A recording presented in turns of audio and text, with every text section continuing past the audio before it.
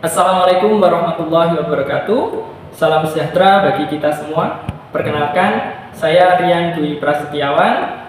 Saya adalah salah satu dosen dari program studi Profesi Nurse Stikes Banyuwangi. Pada kesempatan kali ini, saya akan memaparkan salah satu mata kuliah yang saya ampu, yaitu Keperawatan Intensif Penanganan Bencana. Mata kuliah Keperawatan Intensif Penanganan Bencana ini ditempuh pada semester 7 dengan bobot 2 SKS. Pembahasan pada mata kuliah Keperawatan Intensif Penanganan Bencana ini meliputi konsep, jenis, klasifikasi, dan karakteristik bencana, dampak bencana terhadap kesehatan, prinsip penanggulangan kedaruratan bencana, persiapan bencana, penilaian sistematis, baik pada saat sebelum, pada saat bencana, dan setelah terjadi bencana. Tindakan-tindakan keperawatan selama fase bencana, perawatan bagi populasi rentan, aspek etik dan legal asuhan keperawatan bencana, dan penerapan evidence best practice dalam keperawatan bencana.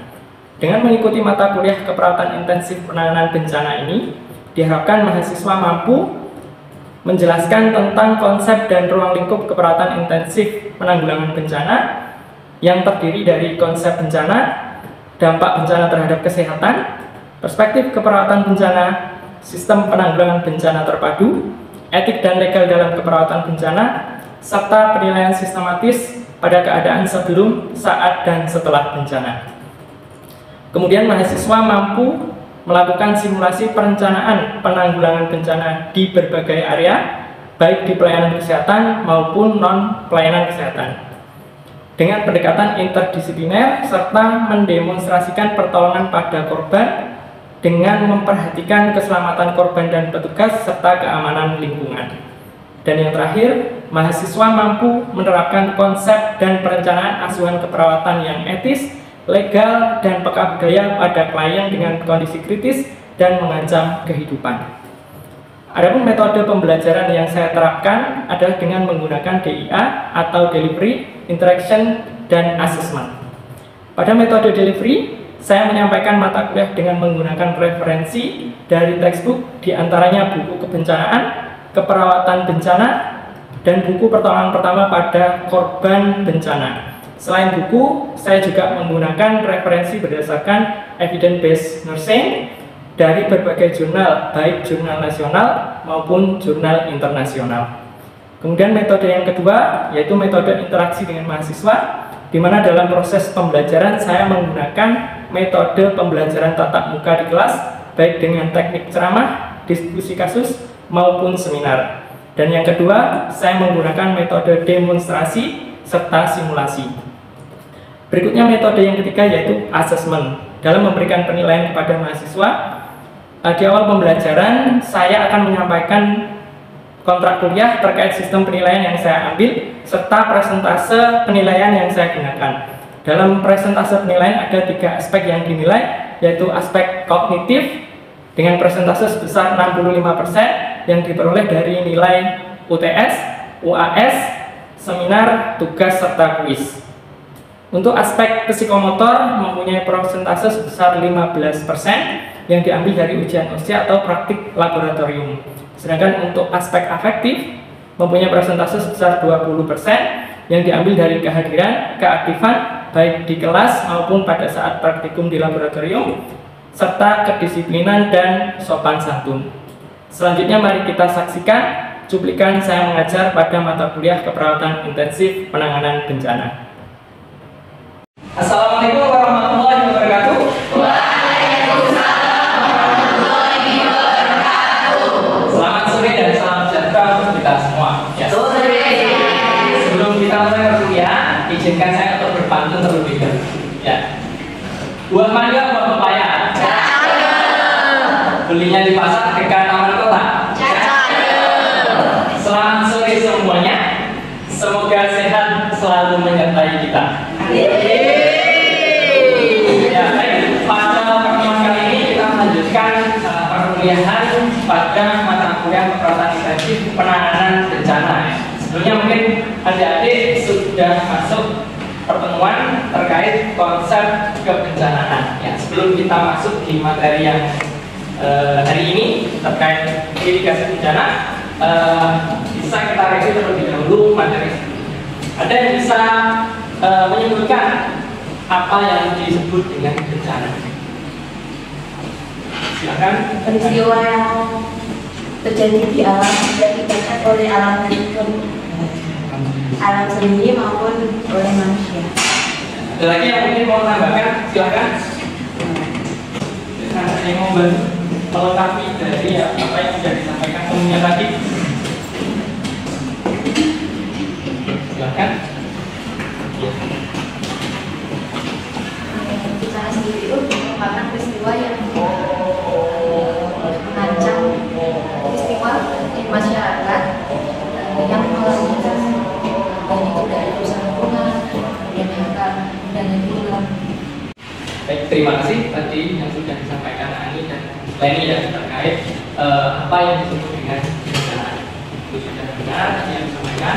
Jadi dapat kita simpulkan bahwasanya bencana adalah suatu kondisi yang mempengaruhi keberlangsungan proses bermasyarakat yang di sana menyebabkan kerugian yang meluas baik pada segi ekonomi, terus kemudian material ataupun lingkungan, dan yang melampaui kemampuan masyarakat yang bersangkutan untuk mengatasi dengan menggunakan sumber daya mereka sendiri. Artinya dalam lokal itu sudah kewalahan untuk mengatasi kondisi tersebut, dan di sana terjadi gangguan berupa kehilangan nyawa, terus kemudian harta, terus kemudian mungkin gangguan psikologis juga trauma terkait kondisi yang tiba-tiba mereka alami.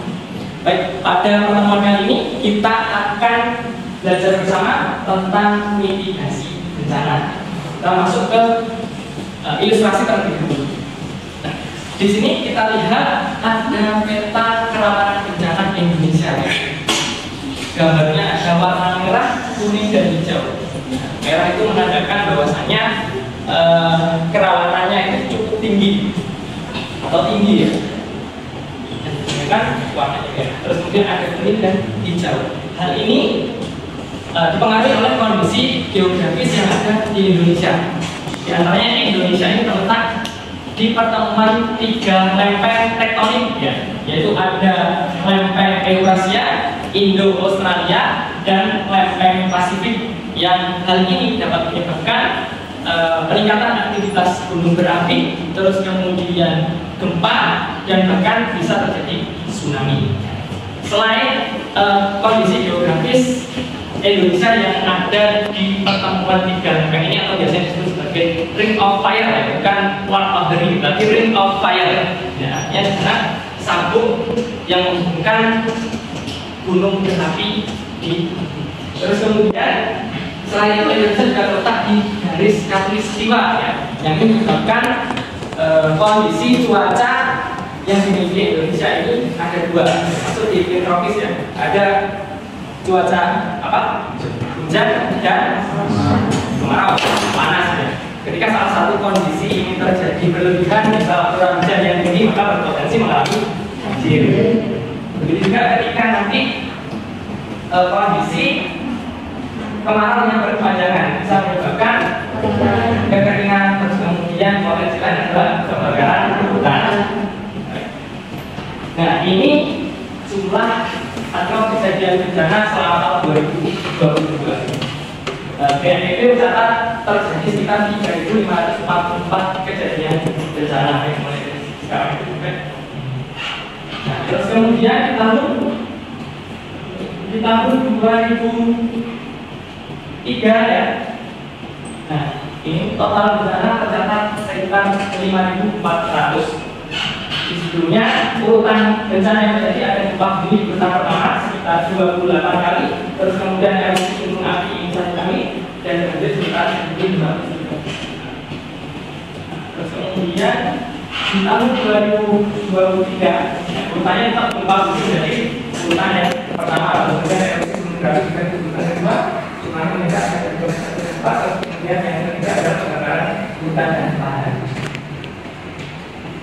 Nah, ini siklus manajemen bencana yang ada di Indonesia ya, bahkan dunia, dan berarti siklus manajemen bencana ini jadi 4 ya. Di sini ada pencegahan dan mitigasi, terus kemudian ada kesiapsiagaan, terus kemudian ada tanggap darurat dan ada pemulihan. Nah, ada dua fase yang ada di tahap sebelum bencana, sebelum terjadi bencana, yaitu mitigasi dan kesiapsiagaan. Terus kemudian saat bencana ada tanggap darurat, terus kemudian setelah terjadinya bencana itu terjadi pemulihan atau recovery. Nah, mitigasi bencana di sini dijelaskan bahwasanya mitigasi adalah serangkaian upaya untuk mengurangi resiko bencana, baik melalui pembangunan maupun penyadaran dan peningkatan kemampuan dalam menghadapi ancaman bencana. Jadi yang dilakukan ketika fase mitigasi bencana adalah mengurangi resiko bencana. Tujuan dari mitigasi bencana di sini ada 3 ya. Jadi yang pertama adalah mengurangi resiko atau dampak yang ditimbulkan oleh bencana, khususnya bagi penduduk seperti korban jiwa atau kematian, terus kemudian kerugian ekonomi, terus selanjutnya ada ekonomi kos dan kerusakan sumber daya alam. Jadi korban jiwa, kerugian ekonomi dan kerusakan sumber daya alam. Terus kemudian yang kedua adalah sebagai landasan atau pedoman untuk perencanaan pembangunan. Jadi langkah-langkahnya untuk mengurangi bisa dilakukan dalam landasan untuk perencanaan pembangunan. Yang ketiga adalah meningkatkan pengetahuan masyarakat atau public awareness dalam menghadapi serta mengurangi dampak atau resiko bencana, sehingga masyarakat ini dapat hidup dan bekerja dengan aman. Jika nanti masyarakat sudah tahu, terus kemudian aware terhadap bencana atau penanggulangan bencana, terutama di fase mitigasi, nanti mereka juga akan berespon yang tepat terhadap kondisi bencana. Nah, kita masuk ke definisi dari resiko bencana terlebih dahulu. Dalam melakukan tindakan mitigasi bencana ya, langkah awal yang kita lakukan adalah melakukan kajian resiko bencana terhadap daerah tersebut. Ya. Langkah awal sebelum melakukan mitigasi, bagaimana kita bisa melangkah kalau kita tidak tahu apa resikonya. Ya. Kita harus mengetahui resiko terlebih dahulu yang ada di sana. Nah, dalam menghitung resiko bencana di suatu daerah, kita harus mengetahui ada 3 aspek yang mempengaruhi besar kecilnya dari resiko bencana. Di antara yang bahaya atau hazard, terus kemudian ada kerentanan atau vulnerability dan kapasitas atau capacity suatu wilayah yang berdasarkan pada karakteristik kondisi fisik dan wilayahnya. Dari penjelasan ini bisa diilustrasikan dalam rumus seperti ini. Mungkin resiko bencana menggunakan persamaan seperti ini. Risk adalah hasil kali antara bahaya dan kerentanan dibagi kapasitas. Sehingga untuk mengurangi resiko nanti, langkah yang kita lakukan adalah mengurangi kerentanan dan meningkatkan kapasitas. Nah, definisinya sendiri, resiko adalah potensi kerugian ya, yang ditimbulkan akibat bencana pada suatu wilayah dan kurun waktu tertentu, dapat berupa kematian, terus kemudian luka, terus kemudian ada jiwa yang terancam, hilangnya rasa aman, mengungsi, kerusakan atau kehilangan data, dan gangguan kegiatan bermasyarakat ya. Akibat dari bahaya, kerentanan dan kapasitas dari daerah yang bersangkutan. Nah ini definisi dari bahaya. Bahaya sendiri adalah suatu kejadian yang mempunyai potensi untuk menyebabkan terjadinya kecelakaan, cedera, hilangnya nyawa atau kehilangan harta benda. Nah, kondisi bahaya ini bisa dicontohkan apa saja kira-kira terkait kondisi alam gitu. Longsor itu bahayanya. Itu kondisi geografis yang besar, lereng gunung, terus kemudian tepi sungai, terus kemudian di dekat pantai, itu adalah suatu bahaya ya. Terus kemudian kerentanan. Nah, ini adalah kondisi rentan, ada suatu kumpulan keadaan pada masyarakat yang menimbulkan konsekuensi baik berupa fisik, sosial, ekonomi, dan perilaku pada menurunnya daya tangkal dan daya tahan masyarakat, sehingga berpengaruh buruk terhadap upaya-upaya pencegahan dan penanggulangan bencana. Itu untuk kerentanan ya. Kita lakukan adalah beberapa jenis kerentanan. ada kerentanan fisik, terus kemudian ada kerentanan sosial, dan yang selanjutnya ada kerentanan mental ya. Yang pertama ada kerentanan fisik. Kerentanan fisik ini dilihat dari kondisi fisik, misal bangunan. Terus kemudian ada apa lagi? Infrastruktur. Terus kemudian ada konsumsi yang untuk kerentanan fisik sifatnya adalah infrastruktur atau bangunan. Terus kemudian untuk kerentanan sosial ya. Di kerentanan sosial ini ada berupa kemiskinan. Nah, bagaimana nanti ketika kita melakukan mitigasi, karena kita juga membutuhkan yang namanya sosial ekonomi dan kerentanan sosial, terus kemudian lingkungan, terus kemudian konflik yang terjadi mungkin, terus kemudian tingkat pertumbuhan yang tinggi ini terkait kepadatan jumlah penduduk. Ketika nanti bencana itu terjadi di tempat yang penduduknya itu lebih padat, tentu dampaknya akan besar daripada di daerah yang memiliki kepadatan penduduk yang jarang. Nah, terus kemudian ada kelompok rentan yaitu anak-anak, wanita dan lansia. Nah, terus kemudian yang ketiga adalah kerentanan mental, yaitu ketidaktahuan bagaimana kita melakukan mitigasi atau pencegahan bencana. Terus kemudian tidak menyadari kurangnya pencarian dan lain sebagainya. Itu masuk dalam definisi dari kerentanan. Nah, terus kemudian komponen yang selanjutnya adalah kapasitas atau kapasiti. Ini adalah kemampuan untuk memberikan tanggapan terhadap situasi tertentu dengan sumber daya yang tersedia, yaitu fisik, SDM manusia, kemudian keuangan dan lain sebagainya. Ya. Kapasitas ini bisa merupakan kearifan lokal masyarakat. Maksud dari kearifan lokal di masyarakat ini, misalkan di suatu daerah itu pernah terjadi bencana, sehingga di sana berkembang cerita, maksudnya dulu tahun-tahun berapa pernah terjadi bencana tsunami. Ya. Tandanya apa? Air lautnya surut tiba-tiba, terus kemudian banyak ikan yang muncul. Ya, pada kondisi itu banyak warga yang mengambil ikan, terus kemudian tiba-tiba air lagi. Itu bisa menjadikan cerita turun-temurun dan itu dari kearifan. Selain itu mungkin di kapasitas ini ada peringatan dini gitu. Nah, berkembang di desa ada yang namanya dulu kentongan. Nah, itu ada tandanya, satu kali kentongan itu tandanya apa, dua kali kentongan apa, itu bisa disebutkan. Nah, dari kapasitas bagaimana kita berespon terhadap. Setelah kita melakukan identifikasi resiko bencana tadi, yang harus kita lakukan saja adalah melakukan tindakan untuk mengurangi resiko bencana yang sudah teridentifikasi sebelumnya. Ya. Tindakan yang dilakukan ini bertujuan untuk mengurangi kerentanan tadi dan menambah kapasitas dari suatu wilayah. Untuk mitigasi, ya ini terbagi menjadi beberapa ya. Ada yang membagi menjadi dua, yaitu mitigasi struktural dan non struktural. Nah, untuk mitigasi yang bersifat struktural tadi, kemudian ada juga yang membagi mitigasi menjadi dua tadi, pasif sama aktif ya. Untuk mitigasi tadi ada yang membagi menjadi dua, yaitu mitigasi aktif dan mitigasi pasif. Nah, di mitigasi yang pasif antara lain adalah penyusunan peraturan perundang-undangan. Terus kemudian yang kedua adalah pembuatan peta bencana dan pemetaan masalah. Terus kemudian yang ketiga adalah pembuatan pedoman atau standar atau prosedur SOP di mana kita melakukan tindakan mitigasi. Terus kemudian ada pembuatan brosur literasi dan cover ini menyebarkan edukasi terkait kebencanaan. Terus kemudian ada penelitian atau pengkajian karakteristik bencana. Terus kemudian pengkajian atau analisis resiko bencana. Yang selanjutnya ada internalisasi penanggulangan bencana dalam penguatan lokal pendidikan.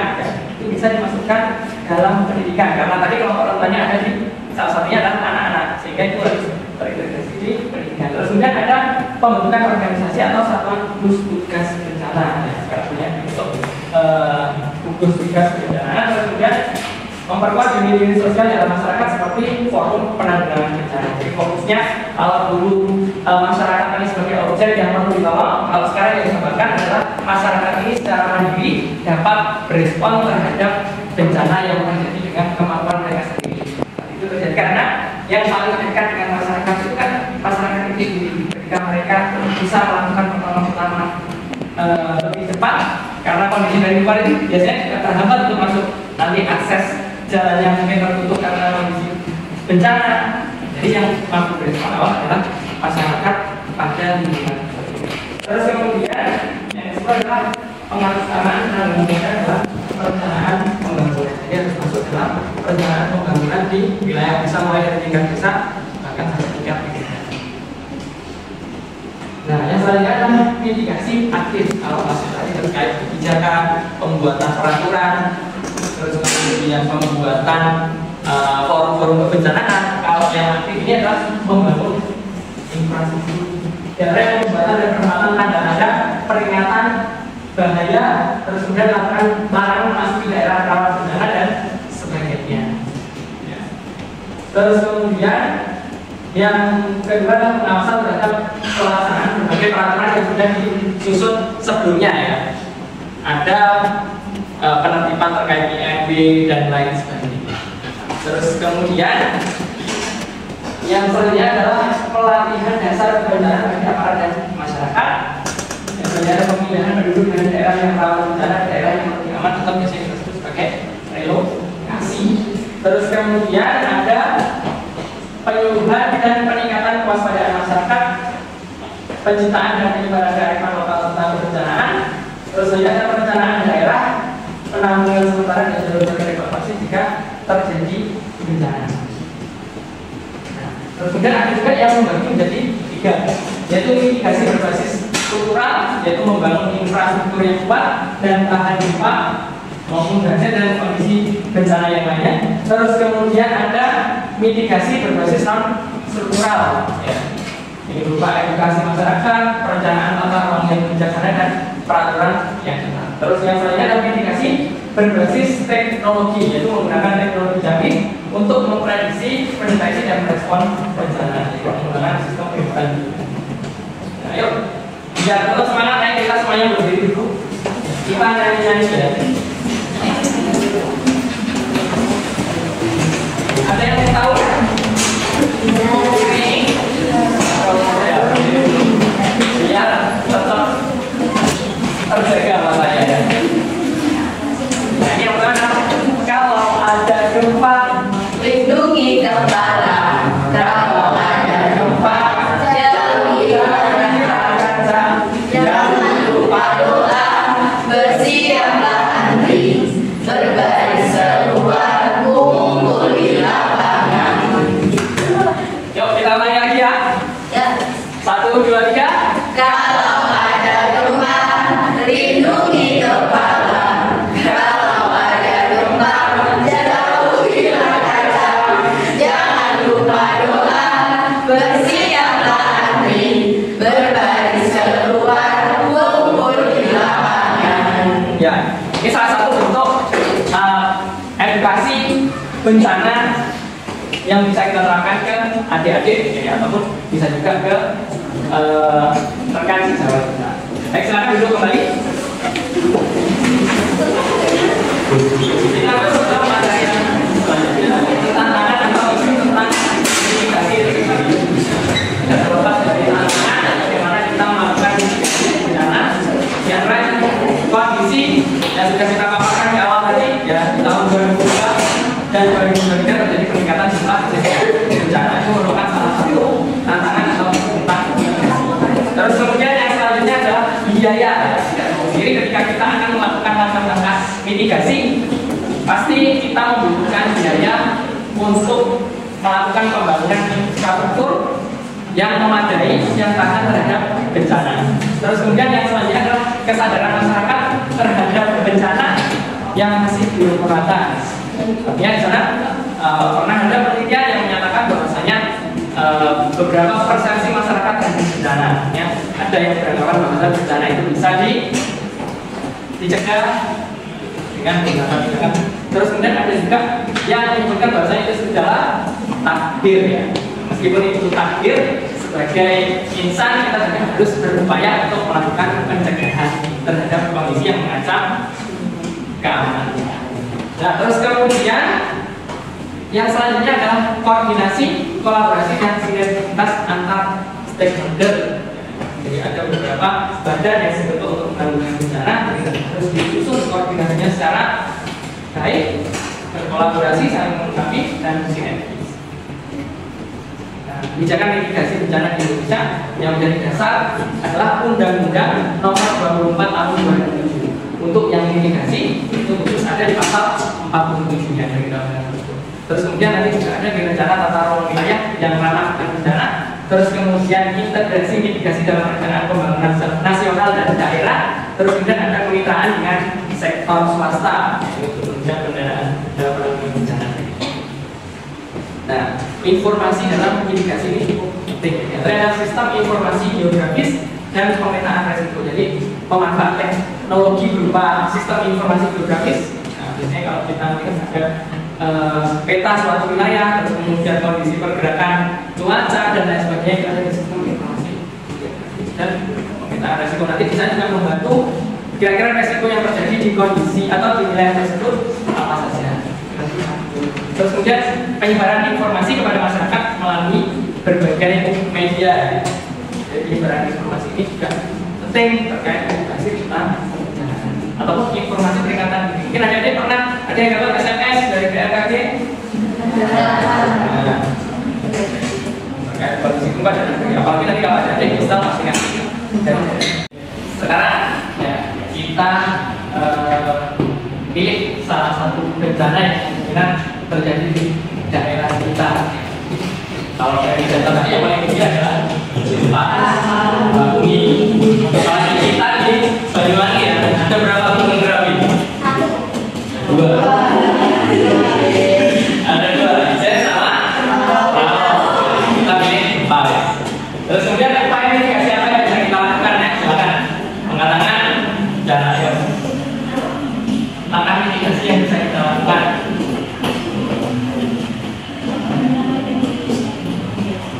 Berbahagia diri terus apa lagi?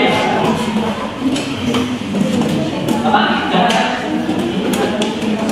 Alarm gempa atau peringatan dini terhadap bencana. Terus apa lagi?